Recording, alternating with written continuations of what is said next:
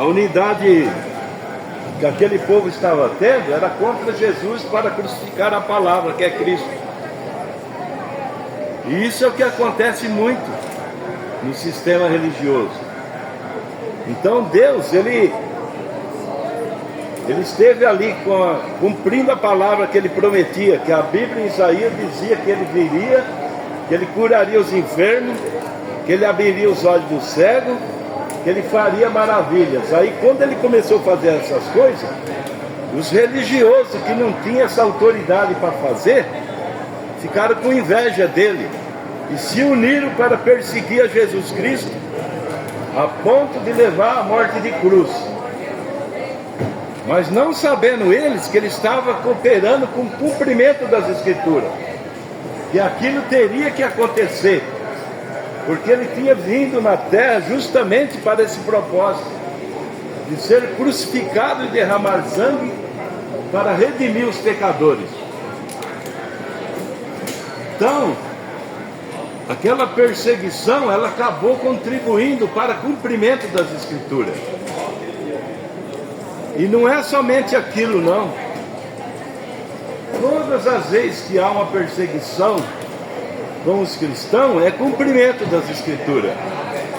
A Bíblia fala que os homens seriam amantes de si mesmo do que amante de Deus. E hoje nós vemos, o povo ama mais um aparelhinho, que é uma caixinha cheia de demônios, esse aparelhinho. O povo não tem mais tempo para Deus. Você está numa família, numa casa de 7, 8 pessoas, ninguém conversa com ninguém, cada um está num aparelho desse. O pai não fala com o filho não fala com a mãe não fala com o marido não fala com a esposa.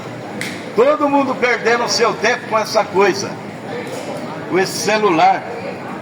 Quando ele vê, acabou o dia, ele não fez nada. Se é um crente, ele não orou, não leu a Bíblia, não resolveu os negócios que tinha que resolver, perdeu o seu tempo todinho nesse aparelhinho, só vendo porcaria que tem nisso.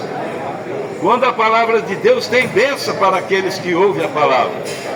A Bíblia diz: a fé vem pelo ouvir e ouvir a palavra de Deus. Aquele que crê em mim, como diz a Escritura, tem vida eterna. A maneira de você receber vida eterna é receber Cristo. E Cristo é a palavra. Quando você recebe essa palavra, você está recebendo a Deus. Quando você lê a Bíblia e fala, estou conversando com Deus, aquilo é Deus falando com você. E a prova que isso é verdade é que quando você dá ouvido para essas verdades, ela muda a sua vida. A pessoa que é um viciado, ele se liberta do vício. Então, o próprio Senhor Jesus Cristo disse: conhecereis a verdade e a verdade vos libertará. Então, o que liberta a pessoa é esta verdade, que é a palavra. E a Bíblia é em forma de letra, mas o Senhor Jesus Cristo é quem vivifica essas letras. Ela tem que ser vivificada. Por que o sacerdote não fazia o que Jesus fazia? Porque eles não tinham a vivificação que Jesus tinha. Ele fazia aquela palavra funcionar. Essa é a diferença daquele que crê e do que não crê. Muitos podem dizer que crê em Deus, mas podem estar crendo de uma maneira antibíblica, de uma maneira errada. Mas quando você crê em Deus, como diz as Escrituras, aquilo é vida. Aquilo traz bênção para a família toda. Nós vemos aquela passagem daquele carcereiro que estava lá, fazendo a guarda de Pedro. Quando ele reconheceu que aqueles homens eram homens de Deus, ele foi abençoado, não só ele, mas ele e a família dele, porque ele deu crédito. E é para isso que o Evangelho é pregado, para que o povo ouça e receba aquelas palavras.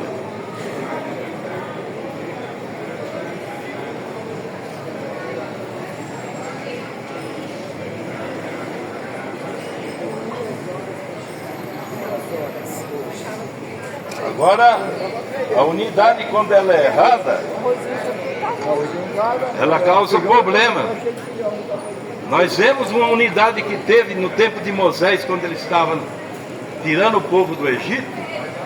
Ali houve uma unidade também contra Moisés. Datã, Coré e Abirão. Antes mesmo deles saírem do Egito, houve uma unidade lá do rei também contra Moisés. Quando Moisés fez a serpente, os magos do rei também fez uma.